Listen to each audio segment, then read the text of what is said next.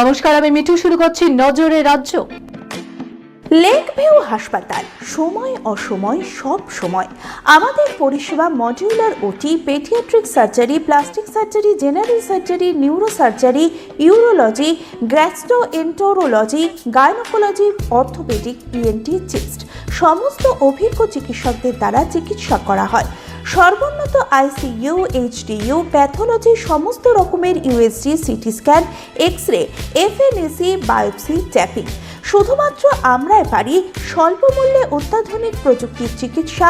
কলকাতা ও হায়দ্রাবাদের বিশেষজ্ঞ চিকিৎসকদের সুপরামর্শ, নিজস্ব ফার্মাসিতে 20% ছাড়ে ওষুধ, প্রতি রবিবার প্রসূতি মায়েদের বিনামূল্যে ইউএসজি পরিষেবা। ঠিকানা লেক ভিউ হাসপাতাল, লালদিঘি মোহনা বাসস্ট্যান্ডের পিছনে, বহরমপুর, মুর্শিদাবাদ।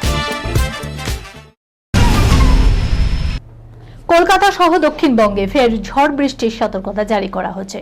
চলতি সপ্তাহের শেষ দিকে নতুন করে ভিজতে পারে শহর এবং শহরতলি। বজ্রবিদ্যুৎ সহ বৃষ্টির পাশাপাশি চলবে ঝোড়ো হাওয়া। দক্ষিণবঙ্গের সবকটি জেলাতে আগামী শুক্রবার থেকে এই সতর্কতা জারি করা হয়েছে। তবে তাপমাত্রাও পাল্লা দিয়ে বাড়বে বলে জানিয়েছে আলিপুর আবহাওয়া দপ্তর। ঝড় বৃষ্টির কারণে কলকাতায় তাপমাত্রা বেশ খানিকটা কমেছে। সোমবার সকালে শহরের সর্বনিম্ন তাপমাত্রা 20.8 ডিগ্রি সেলসিয়াস, স্বাভাবিকের চেয়ে যা 3.3 ডিগ্রি কম। রাতের আধারে বাড়িতে ঢুকে চুরির ঘটনা তো হামেশাই ঘটে থাকে।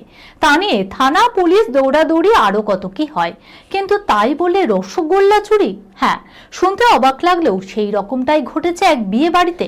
প্রকাশ্যে কিশোরের পাত থেকে মিষ্টি তুলে মুখে পুড়েছেন এক যুবক, যা বুঝতে পেরে কান্নায় ভেঙে পড়েছে ওই খুদে।